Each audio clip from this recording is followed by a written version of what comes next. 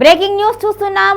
కరీంనగర్ లో ఆసక్తికర పరిణామం చోటు చేసుకుంది. అక్కడ బీజేపీ హవా కనిపించినప్పటికీ కూడా ఇక పీఠం దక్కించుకోవడానికి మాత్రం మాస్టర్ ప్లాన్ వేసింది. స్వతంత్రాలను రాత్రికి రాత్రి తన పార్టీలోకి లాగేసుకుంది బీజేపీ పార్టీ. ఇక దీంతో ఇప్పుడు పీఠంకి ఎటువంటి ఇబ్బంది లేకుండా బండి సంజయ్ హవా కొనసాగుతుంది అనేది అక్కడ స్పష్టంగా అర్థమవుతుంది. తెలంగాణ రాజకీయాల్లో కరీంనగర్ మరోసారి హాట్ టాపిక్ గా మారింది. మున్సిపల్ కార్పొరేషన్ ఎన్నికల ఫలితాల్లో బీజేపీ సంచలన విజయం సాధించి కరీంనగర్ కార్పొరేషన్ కైవసం చేసుకుంది. ఒకే దెబ్బకు రెండు పిట్టలు కొట్టినట్టుగా బీఆర్ఎస్ బలం భారీగా తగ్గడమే కాకుండా మజ్లిస్ ప్రభావం కూడా క్షీణించింది.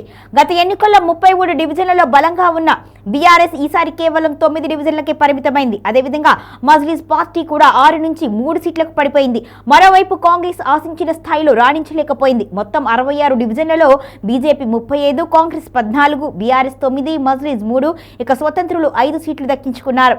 ఫలితాల్లో స్పష్టమైన మెజారిటీ రాకపోవడంతో తొలుత హంగ్ పరిస్థితి నెలకొంది. దీంతో అర్ధరాత్రి వరకు రాజకీయ హైడ్రామా కొనసాగింది.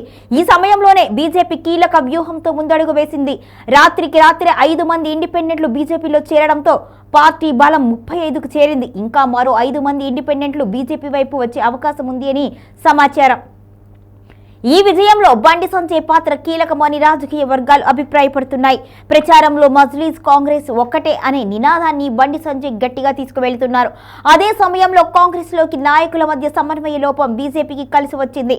అంతర్గత విభేదాలు, వ్యూహ లోపాలతో కాంగ్రెస్ అవకాశాలను చేజార్చుకుంది.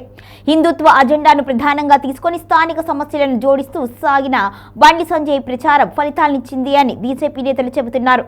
పార్టీ శ్రేణుల్లో ఈ విజయం ఉత్సాహాన్ని నింపింది. కరీంనగర్ కార్పొరేషన్ గెలుపుతో రాష్ట్ర రాజకీయాల్లో బీజేపీకి కొత్త ఊపు వచ్చింది అని విశ్లేషకులు చెబుతున్నారు.